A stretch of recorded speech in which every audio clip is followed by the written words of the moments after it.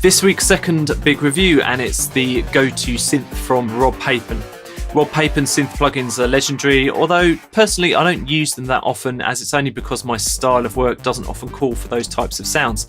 However, I've spent the last few days playing with this new synth and it's definitely won me over. This runs on Mac and PC and it's around £40, which I think is a very reasonable price in my opinion. It's billed as a simple to use synth, although I'd have to say that some experience of synth programming is necessary to get the most out of it.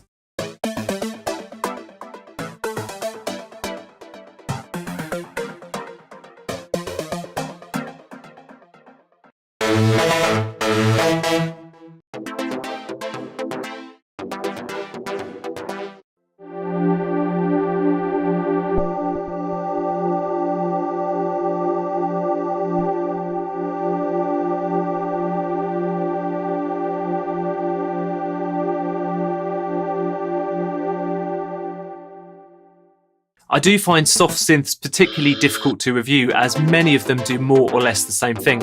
As you'd expect, there are the usual controls here for waveform selection, filters, envelopes and effects.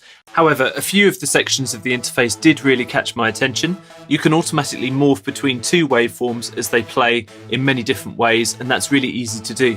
There's also 7 different morphing modes, and the XY graphic is an excellent way of keeping tabs on what's going on. The preset manager is comprehensive and it's really easy to find and save favourite presets from the hundreds of different ones available. The arpeggio section also deserves a special mention. It's got an automatic chord section, as does the play section of the interface, and this is useful for quickly setting up fun progressions and riffs, good for house chords, that sort of thing.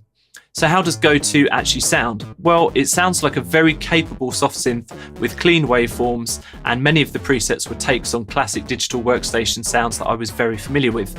It did take a bit of tweaking to push things into the unknown, but the basic stuff is superb.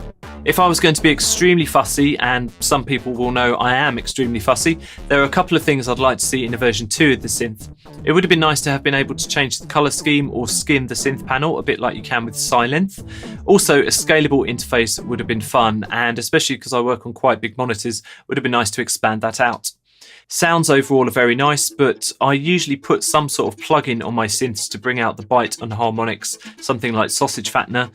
Now there is a distort control in the amp section of Go2, which I was hoping would lend that kind of quality, but to be honest I found that a little bit disappointing. It was a little clean sounding for my taste. In conclusion, Go2 is a winner, especially at the price point of around £40. There's very little wrong with this synth, as long as you take it for what it is, a pretty comprehensive and easy to understand workhorse, although it's certainly not for absolute beginners.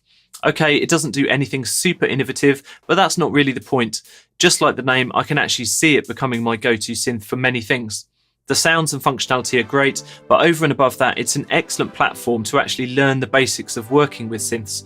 The explanatory graphics can actually help you understand the processes of synthesis, and I think that's a great thing. So as a learning tool, I'd also recommend it. Go and check it out at the link in the show notes. Thank you so much for watching. That's just a small taste of the Samplecast, a weekly podcast and YouTube show for sample library geeks and plugin enthusiasts.